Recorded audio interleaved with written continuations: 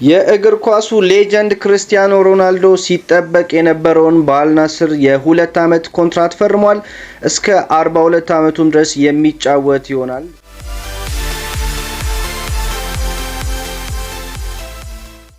ሰላም ውድ የዩቲዩብ ቻናል ተከታታዮቻችን እንዴት ቆይታችኋል? በዛሬው አጫጭር የትራንስፈር አፕዴቶችን ለእናንተ ይዘን መጥተናል። እንግዲህ ቻናላችንን ላይክ፣ ሼር፣ ሰብስክራይብ በማድረግ ኮሜንት በማድረግ አብሮነታችሁን እንድታሳዩን በትህትና እንጠይቃችኋለን። ወደ ዛሬው መረጃዎቻችን ስናልፍ እንግዲህ በመጀመሪያም የሊቨርፑል መረጃዎች እናገኛለን። ሊቨርፑል እንግዲህ ሲጠበቅ የነበረውን የሚሎስ ኬርኬዝን ዝውውር አጠናቆታል። ዛሬ ተጫዋቹ የሕክምና ምርመራውን በማድረግ ፊርማውን አኑሯል። እንግዲህ ከክለቡ ኦፊሻል ዌብሳይት ጋር በነበረውም ቃለ ምልልስ እንግዲህ ቃለ ምልልሶችን አድርጓል።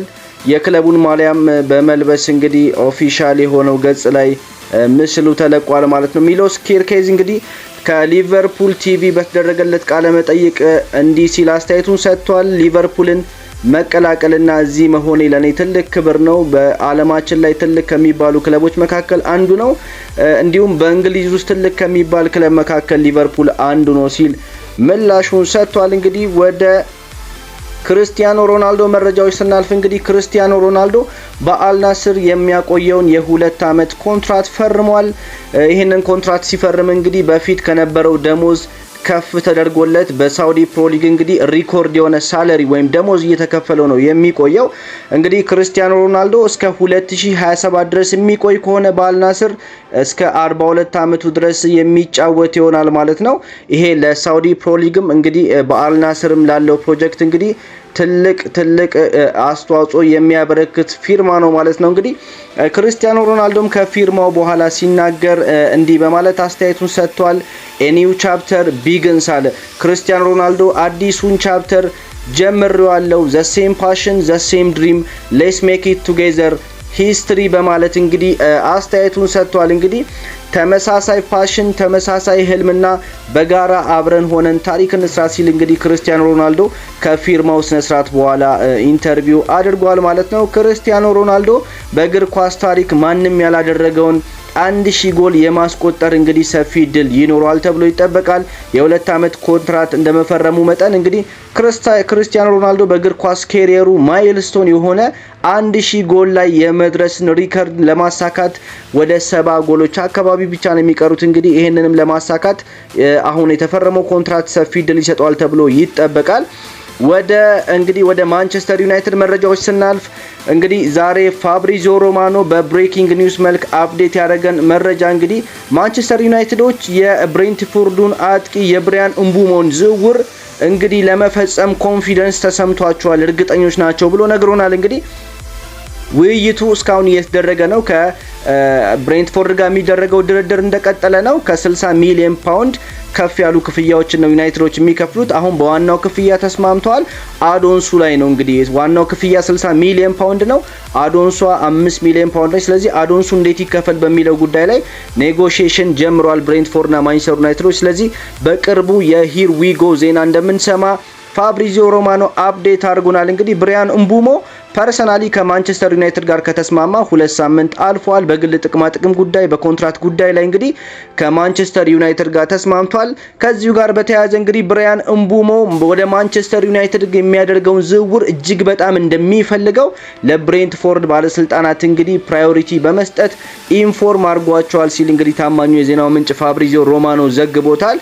እንግዲህ ወደ ስፔሻል ኒውሶቻችን ስንመጣ ዛሬ እንግዲህ በወጣው የትራንስፈር ቫልዩ ወይም ደግሞ ቫልዩብል ዘ ሞስት ቫልዩብል ፕሌየር የሚባሉ ተጫዋቾች እንግዲህ በላሊጋ ሲወጣ ያሚን ያማል እንግዲህ የ17 ዓመቱ የባርሴሎናው እንግዲህ አብረቅራቂ ስታር 200 ሚሊዮን ዩሮ ያወጣል ተብሎ ተገምቷል።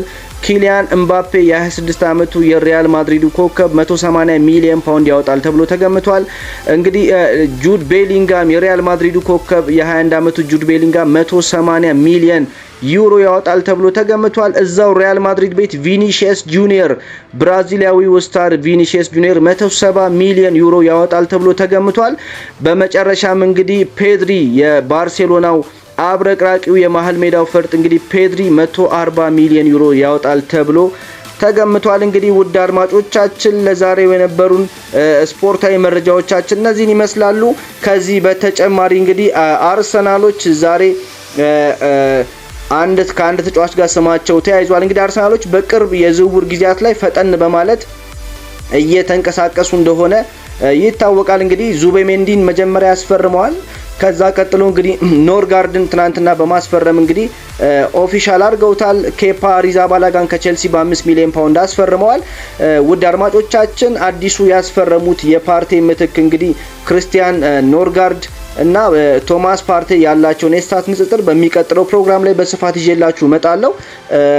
ከዚሁ ጋር በተያያዘ እንግዲህ ማይልስ ሊዊስ ስኬሊ በአርሰናል እስከ 2030 የሚያቆየውን ኮንትራት ፈርሟል። ከፊርማው በኋላ እንግዲህ ስኬሊ ሲናገር በጣም ኩራትና ደስታ ተሰምቶኛል። እኔ የአርሰናል ደጋፊ ነኝ። ይሄ ህልሜ እውን የሆነበት ቀን ነው። እንግዲህ በሃላ ኢንድ አለ። ሃላ ኢንድ ማለት የአርሰናል አካዳሚ የሚገኝበት ቦታ ነው። እንግዲህ የአርሰናል አካዳሚ ሃላ ኢንድ ተብሎ ይጠራል። ልክ የቼልሲ አካዳሚ ኮብሃም እንደሚባለው የአርሰናል አካዳሚ ሃላ ኢንድ ተብሎ ይጠራል። ስለዚህ በሃላ ኢንድ የኔ ኢምቦዲዎች አሉ።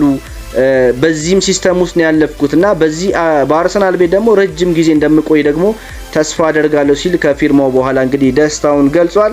ሌላው ከአርሰናል ጋር የተዘገበው መረጃ በብሬኪንግ ኒውስ መልክ የወጣው አርሰናሎች እንግዲህ አዲስ ሴንተር ባክ ለማስፈረም አክቲቭ ቶክ ላይ ናቸው። እንግዲህ ክርስቲያን ሞስኪዩራ የሚባል አዲስ ሴንተር ባክ ለማስፈረም ኔጎሺዬሽን ጀምሯል። እንግዲህ ድርድሩ እንደቀጠለ ነው። እንግዲህ ይሄን ከቫሌንሲያ የሚያስፈርሙት ክርስቲያን ሞስኪዩራ የተባለ ተጫዋች እንግዲህ ለአርሰናሎች ፕራዮሪቲ ሰጥቷቸዋል። ስለዚህ አርሰናሎች ከቫሌንሲያ ጋር የሚያደርጉትን ድርድር እንደቀጠሉ ነው። እንግዲህ ይሄንን ድርድር በቶሎ አጠናቀው አርሰናል እንግዲህ አራተኛ ፊርማቸውን በቅርቡ እንደሚያሳኩ ይጠበቃል። ወደ ባርሴሎና መረጃዎቻችን ስናልፍ እንግዲህ ባርሴሎናዎች የአትሌቲኮ ቢልባኦን ኒኮ ዊሊያምስን ለማስፈረም እንግዲህ እንቅስቃሴ እንደጀመሩ ይታወቃል። ልጁም እንግዲህ ባርሳዎች እስኪያስፈርሙት ራሱን ሬዲ አድርጎ እየጠበቃቸው ነው። ከአርሰናል የቀረበለትን ፕሮፖዛል ሪጀክት አድርጓል። የባየር ሙኒክን አፕሮች ሪጀክት አድርጓል። ከአትሌቲኮ ቢልባኦ መውጣት የሚፈልግ ከሆነ ወደ ባርሴሎና ብቻ መሄድ እንደሚፈልግ እንግዲህ ለፈላጊ ክለቦቹ ያስታወቀው ኒኮ ዊሊያምስ እንግዲህ ባርሳዎች እሱን ለማስፈረም ሪሊዝ ክሎዙን እንግዲህ ትሪገር ለማድረግ እንዳሰቡ ወይም እንዳቀዱ ዛሬ ፋብሪዚዮ ሮማኖ በብሬኪንግ ኒውስ መልክ መረጃውን ይዞ ወጥቷል። እንግዲህ አትሌቲኮ ቢልባኦች ሪሊዝ ክሎዝ አለው ወደ 58 ሚሊዮን ዩሮ የሚጠጋ ሪሊዝ ክሎዝ ያለው ኒኮ ዊሊያምስ ሪሊዝ ክሎዙ ተቆራርጦ እንዲከፈላቸው አልፈለጉም። ሙሉ ካሽ ነው የፈለጉት። ስለዚህ ለዚህ የሚሆን ገንዘብ ለማግኘት ባርሳ አንድ ታዳጊና ወጣት ተጫዋቹን በመሸጥ እዛ ላይ የተወሰነ ብር በመጨመር ሪሊዝ ክሎዙን እንግዲህ ትሪገር ለማድረግ እንዳሰበ ዛሬ ፋብሪዚዮ ሮማኖ በብሬኪንግ ኒውስ መልክ ይዞት ወጥቷል። እንግዲህ ከባርሳ ጋር የተያዘው ሌላኛው መረጃ ሮናልዶ አራሆ 65 ሚሊዮን ዩሮ የሚጠጋ የውል ማፍረሻ ኮንትራቱ ላይ ተቀምጧል። ይህም ኮንትራት ከጁላይ 1 እስከ ጁላይ 15 ባሉት ጊዜያት ላይ እንግዲህ ቫሊድ የሚሆን ነው ተብሎ ዛሬ ተዘግቧል። መረጃውን ፋብሪዚዮ ሮማኖ ዘግቦታል። እንግዲህ ውድ አድማጮቻችን ለዛሬ የነበሩን ስፖርታዊ መረጃዎች እነኝን ይመስላሉ። በነገው የስፖርት ክፍለ ጊዜያችን ደግሞ አጫጭር ትራንስፈር አፕዴቶች ሲኖሩ ወደ እናንተ ይዘን የምንመጣ ይሆናል። ቻናላችንን ላይክ፣ ሼር፣ ሰብስክራይብ በማድረግ እንድታበረታቱን፣ ኮሜንት ላይ ሀሳቦቻችሁ እንድታስቀምጡልን እንግዲህ በትህትና እንጠይቃለን። በነገው ፕሮግራማችን እስክንገናኝ መልካም ጊዜ